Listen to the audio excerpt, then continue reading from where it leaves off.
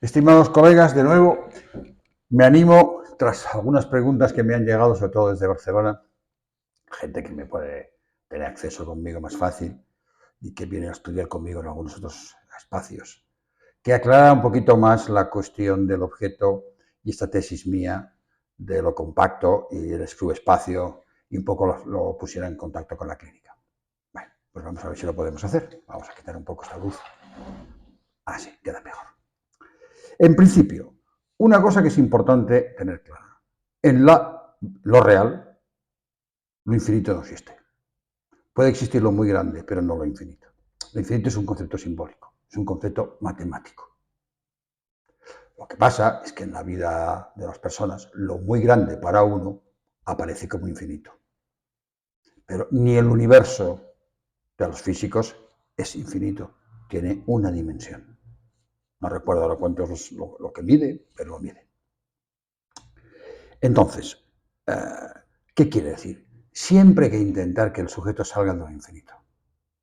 Entonces, la teoría de la letra, como teoría de contabilizar el goce, no con números, sino con letras, para que, primero, aunque nos cumpla, los números nos exigen el axioma de identidad. Las letras también, el significante no lo tolera. Porque si un significante la diferencia con otro, vuelvo a repetir, en el momento que lo identificas con otro o lo igualas con otro, se acabó el significante. Por eso la teoría de identificación es tan complicada como ya he comentado. Bueno, la letra necesita o cumple el axioma de identidad, pero tiene una diferencia con los números. Y es que la letra no nos introduce la relación sexual y los números sí. ¿Por qué?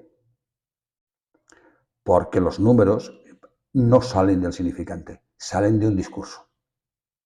Incluso Lacan lo comenta en algún lado, que los números salen primero del discurso de la economía. Bueno, seguramente el medir y la agricultura, etc. Entonces, hay como tres niveles de los conjuntos de letras. Una segunda cuestión. Hay tres niveles en los conjuntos de letras. A nivel infinito, muchas letras, un conjunto de muchas letras. Clínicamente, sin ningún orden. El Diógenes. Y algunos trastornos muy parecidos o semejantes. Segundo nivel, hablo en grueso, segundo nivel, el coleccionista, el tipo obsesivo, que recubre a todo el otro o intenta recubrir a todo el otro con distintos objetos letritas de ese espacio. Tercer nivel, un subconjunto estable, un solo conjunto. A ese es al que yo he llamado subespacio. Ejemplos. No tiene por qué. Lacan dice que el obsesivo, o sin decir el obsesivo, cuenta a las mujeres una por una. De acuerdo, pero lo que cuenta es goce. Lo que cuenta son objetos, letras de goce. En esta mujer encuentra un objeto de goce. En la otra, otro objeto de goce. Y en la otra, otro objeto de goce. Eso es lo que cuenta. E intenta, si no tiene bien establecido todavía ese nivel del medio, no ha conseguido establecer el objeto estable al que podamos recortar después y al cual podrá dar acceso la excepción fálica, entonces lo que hace es uno tras otro, tras otro, tras otro. ¿Se entiende? Entonces, es el subrecubrimiento finito, que puede ser finito. Hemos pasado de lo infinito del Diógenes a lo finito de la obsesión, pero todavía no tenemos un objeto estable. Ese objeto pueden ser mujeres en el hombre, o pueden ser profesiones, pueden ser hobbies, pueden ser motos, pueden ser montones de cosas. Y en las mujeres pueden ser niños, por ejemplo, objetos de goce niños. Puede ser ropa, vestidos. Envuelto con lo imaginario, evidentemente. Siempre viene envuelto con lo imaginario y a veces, como he dicho, con el falo imaginario. Bueno, ¿vale? Muy bien. Un caso donde se ve muy bien Cuando un sujeto no ha construido un objeto estable. Es el caso del autista psicopático Hammer de Estados Unidos, que cortaba a los amantes, bueno, o a los ligues que se hacía, los encuentros que los cortaban trocitos. No sabía qué hacer con el cuerpo del otro. En tanto, ese cuerpo simboliza, dice la Karen Ancor, al otro, del otro sexo. En los niños se ve también. En este caso más juntado con el fantasma de despedazamiento. Pero en los niños también se ve bien. Cuando no saben qué hacer con un juguete, pues lo hacen trozos. Les decimos que es que tienen interés por saber lo que hay dentro. No digo que no. Pero el goce en juego es destrozarlo. De ahí que muchos niños haya que intentar que no destrocen los juguetes. Entonces, ¿qué quiere decir que sea estable? No solo que pase de lo infinito a lo finito, que es lo que nos asegura el teorema de la compacidad, plantear el goce, el espace, como dice Lacan, no espacio, bueno, lo dice así, como compacto para poder obtener y asegurarse que siendo compacto puede haber un subrecubrimiento finito completo. Entonces es completo, si es completo te llevas todo lo otro, no encaja con la teoría de la mutilación. Yo te mutilo, que venía del clinismo y que Lacan recoge en el seminario 11.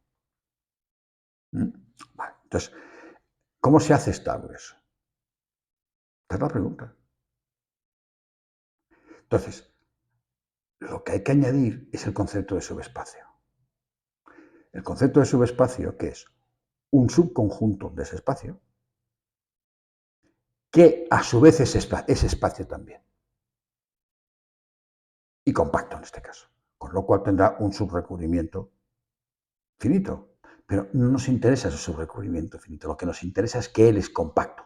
Y un subespacio compacto, que es un trozo del espacio, aunque no sea un trozo visualizado imaginariamente como os explicaba en un vídeo anterior, sino que sean elementos sueltos. De tal manera que operando dentro de ese espacio, nunca salgas fuera. ¿Y con qué operaciones? Las operaciones topológicas de conjuntos, la topología de conjuntos, intersección, conjunción y complementación. O en lógica, disyunción, conjunción y negación. ¿Vale? O sea, no salgas nunca de él. Esta segunda condición que yo impongo, por eso usaba también el teorema de compacidad en lógica, que si había un conjunto de fórmulas que se tenía una consecuencia de ellas, hubiese un subconjunto finito que también se tuviese esa consecuencia. De tal manera que podamos establecer siempre el mismo. Y aunque cojamos trocitos de él, siempre estaremos dentro de ese objeto. Y ese es el objeto plus de goce fuerte de un sujeto.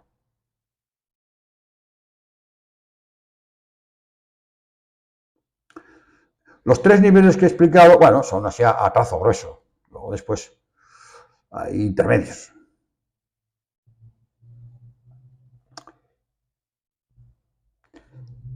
Gracias a que está definido eso en una operación que todavía no hemos definido, no hemos trabajado, y que Lacan intenta obtener para la causa del deseo en el seminario de la angustia con la división del otro, haciendo una equivalencia de los números primos, de las descomposiciones en números primos, pues, y que lo explica muy bien en su vídeo Mónica Jacob, cómo lo hace, porque Lacan lo hace como lo hacen los franceses, bueno, no como hacemos los españoles. Bueno, muy bien. Ahí tenéis el vídeo que está en su página y creo que está incluso linkada su página dentro de la mía, con lo cual no hay ningún problema, la podéis encontrar ahí. Tenemos esa causa, pero el plus de goce no sabemos cómo. Y Lacan lo intenta hacer como puede, con superficies, con lo cual no le acaba de salir bien en Letordi. Hace un gran paso, con el objeto A, sacándolo como corte, el doble corte, pam, pam, pam, pam, y sacándolo de la banda de Moebius, a hacer el cosido, y entonces lo mete al final en el toro.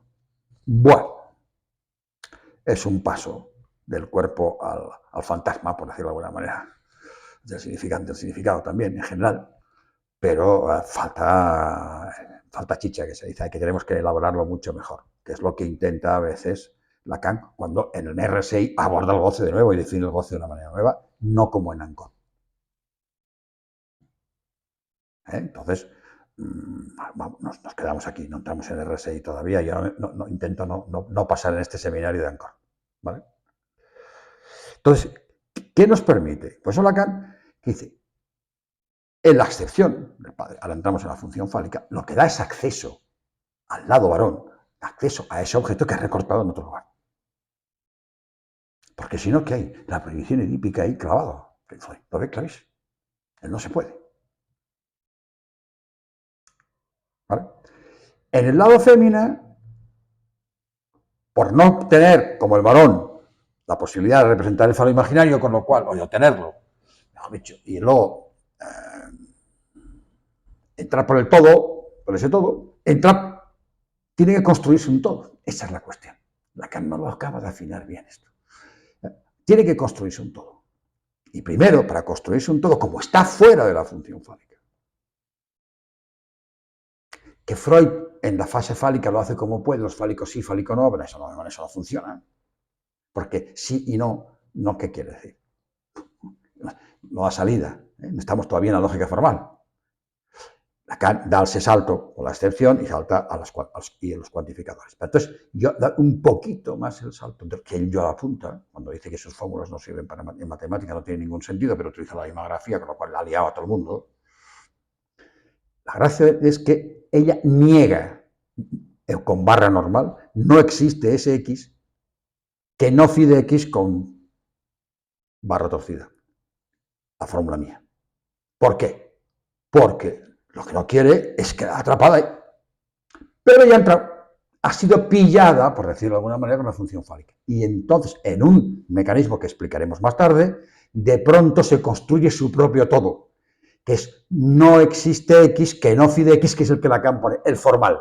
Y entra en un todo formal de nuevo, de otra manera, escrito de otra manera, que aunque formalmente es lo mismo, ya ella, como está dialectizado con el anterior, ya no es exactamente igual y le permite crear su propio todo, lo que Lacan en L'Étourdi indica de tener dos todos, o sea, dos universales tenía que haber hecho, no dos todos, dos universales suficientemente consistentes y consigue entrar en ese universal, del cual no debe salir.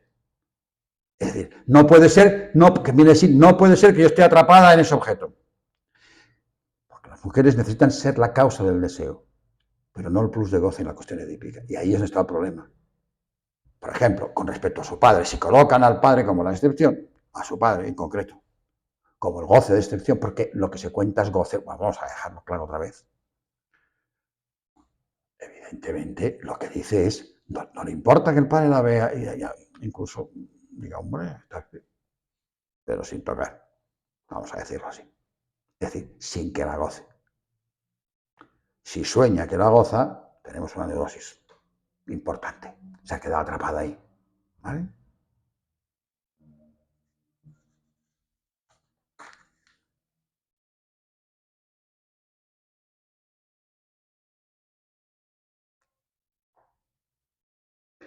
Con lo cual,